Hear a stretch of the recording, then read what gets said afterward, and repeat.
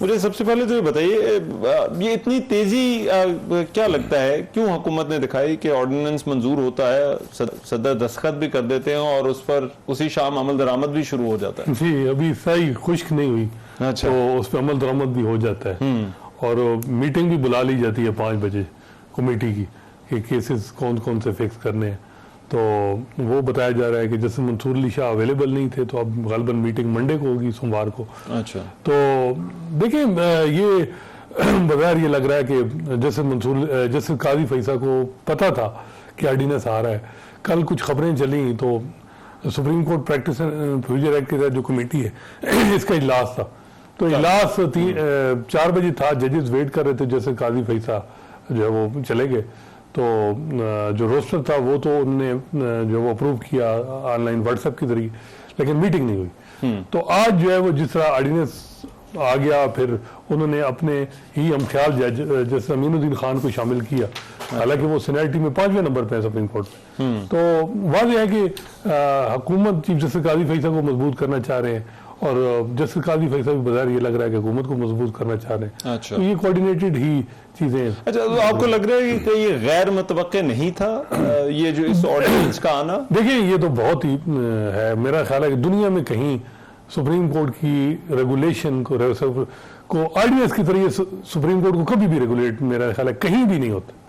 ये एक ऑर्डिनेंस आया जो पता नहीं प्रोमलगेट होगा, यानी इसको एक्ट बनेगा, कानून बनेगा या नहीं, उसके तहत जो है वो टेम्परेरी एक लेजिस्लेशन के जरिए जो है वो सुप्रीम कोर्ट को जो पूरा कंट्रोल किया गया और उसमें नई ऐसी चीजें। लेकिन जो ऑर्डिनेंस की अपनी मियाद है वो तो इसके पास होगी, 4 महीने है, 4 महीने की। लेकिन काजी फैसल साहब ने हमेशा ऑर्डिनेंस को क्रिटिसाइज किया और वो यानी अभी इवन ट्रिब्यूनल के मामले में ऑर्डिनेंस आया तो उन्होंने सवाल उठाया कि ऑर्डिनेंस के जरिए क्यों हो रहा है। तो सारे वो असूल जो काजी फैसल साहब ने अपने दौर में बनाया या जिन बातों पे वो नाराज रहते, वो ही चीजें अब अपनाई जा रही हैं। लेकिन कमेटी की जो फॉर्मेशन है वो मुकम्मल तौर पर इससे बदल जाएगी। देखिए असल में मसला ये है कि 12 जुलाई के बाद चीफ जस्टिस काजी फैसल मिनॉरिटी में थे और जैसे अमीनुद्दीन खान और नहीं जैसे मुनीब अख्तर और जैसे मंसूर अली शाह मेजॉरिटी, उनकी व्यू 12 जुलाई के बाद कुछ चीजों में वो काजी साहब को नहीं मान रहे थे बाद में।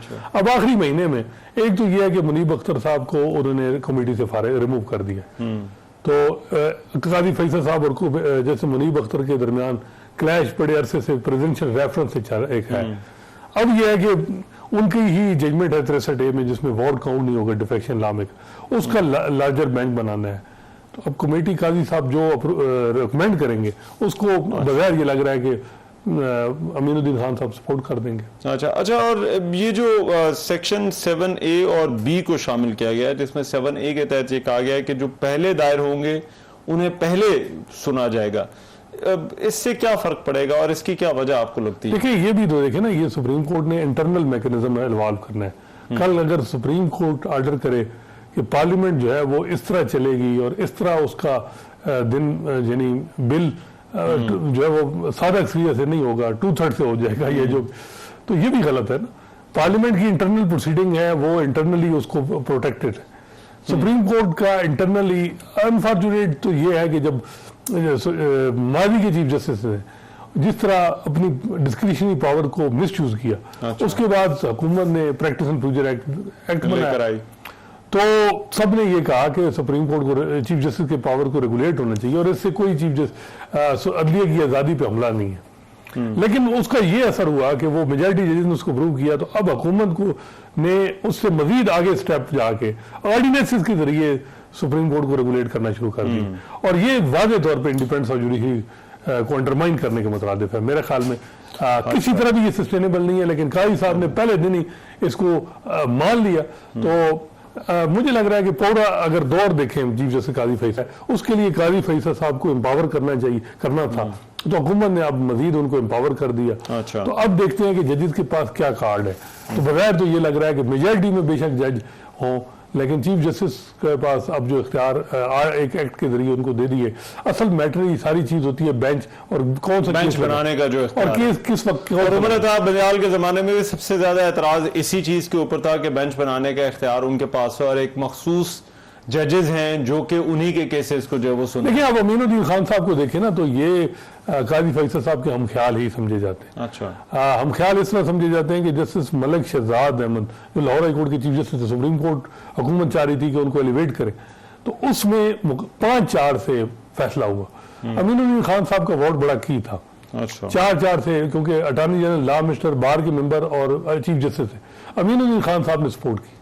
काजी फैसल साहब का ये था कि जी सुप्रीम जुडिशल काउंसिल में खिलाफ मज़ाहिर नकवी खिलाफ कार्रवाई चल रही थी, तो वो रिजाइन करके फिर भी उनके खिलाफ प्रोसीडिंग हो, तो वो बेंच भी अमीनुद्दीन खान साहब को हेड कराया गया। तो अमीनुद्दीन खान साहब ने जजमेंट दी कि अगर किसी जज को नोटिस हो जाए और वो रिजाइन करे फिर भी कार्रवाई हो सकती है। अच्छा, हालांकि आइन में ये चीज़ नहीं है। फिर अमीनुद्दीन खान साहब वो जज हैं, बेंच को प्रिजाइड कर रहे हैं उसमें, जिन्होंने कंडीशनली मिलिट्री ट्रायल अलाउ किए सिविलियंस के अभी जो है, और 15-20। तो अमीनुद्दीन खान साहब जो है वो हर मामले में तकरीबन हम देखते हैं कि काजी साहब के साथ हम ख्याल इनके हम ख्याल है। लेकिन ये जो हुकूमत ने आज जिक्र किया और उन्होंने कहा कि 63A का खास तौर पर अताउल्लाह तारण ने जो प्रेस कॉन्फ्रेंस की उसमें कहा कि 63A की नजरसानी अभी तक इल्तवा में है जो सुनी नहीं गई, तो इसका भी इम्कान है कि इस केस को भी जो है देखिए वो तो एजेंडे पे था, कल एजेंडे पे था ये मामला। अच्छा, ये एजेंडे पे था। अब देखते हैं, पहले काजी फैसल साहब ने एक प्रपोज किया था लार्जर बेंच।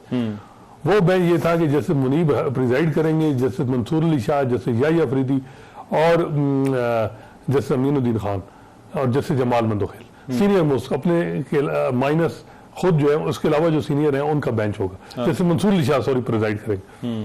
तो अब देखना है कि क्या उस बेंच में कोई रद्द-बदल आती है कि या नहीं, क्योंकि वो बेंच भी होगा तो वो अब ये तो नहीं हो सकता ना कि वो उस बेंच को ये भी कहा जाए कि 2 दिन में फैसला करें, वो उसको लंबा भी कर सकते हैं। तो बजाय ये लग रहा है कि सारी मूव ये हो रही है कि किसी न किसी तरह एनी पैकेज जो है वो मंजूर हो, कॉन्स्टिट्यूशन अमेंडमेंट अप्रूव हो। अच्छा, और उसके बाद जो असल मकसद है कि आईनी अदालत बनाना या चीफ जस्टिस काजी फैसल को 3 साल के लिए रखना, क्योंकि निज़ाम की वो गारंटी है। अच्छा, तो वो चीज़ें तभी हो सकती हैं कि जब ये सारी चीजें सुप्रीम कोर्ट से कोई इंटरफेरेंस। तो ये इशारे आपको लगता है उसी तरफ जा रहे हैं। लेकिन लास्टली इसमें ये बताइएगा, अब आज स्पीकर ने, असेंबली सेक्रेटेरिएट ने वो अपनी लिस्ट अपडेट कर दी पार्टी पोजीशन की। अब उस पर एक वजाती नोट या वजाती ऑर्डर जो है वो अदालत का आ चुका है। उसके बाद अदालत ने यह भी कहा था अमल दरामद में कोई मुश्किल हो तो रुजू करे। उस हवाले से कोई इतला है कि वो जो मखसूस नशिस्तों वाला मामला है उसको ये जो फुल कोर्ट थे या जो 8 जजेस थे वो अब किस तरह से देखने जा रहे हैं? देखिए वो अब उनके पास एक ही कार्ड है, ये डिटेल जजमेंट ही है। बाकी देखें कोई हैसियत नहीं है, स्पीकर बेशक कर दे, असल मामला इलेक्शन कमीशन क्या नोटिफाई करता है और रिजर्व सीटें किसको देता है, वो सुन्नी इत्तेहाद काउंसिल को दे। हुकूमत को मजीद सीटें चाहिए। ये जो स्टेटस को है ये पीटीआई को के लिए खिलाफ नहीं है, वो उसको सूट कर रहा है पीटीआई को। प्रॉब्लम हुकूमत के लिए आ रही है कि उनको आईनी तरमीम के लिए नंबर पूरे करने हैं 224 और सेनेट में भी पूरे करने। उसके लिए 63A में रिव्यू जरूरी है ताकि वोट काउंट हो। अच्छा। और बाकी मखसूस नशिस्तें जो माले गनीमत में पहले मिली थी वो मजीद मिले, वो मिले ताकि 23 ताकि और जो उसके बाद जो सेनेट का इलेक्शन है केपी में उसके उस पर भी ताकि सीटें उनकी ज्यादा हो। तो ये सारी चीजें उस तरफ जा रही हैं।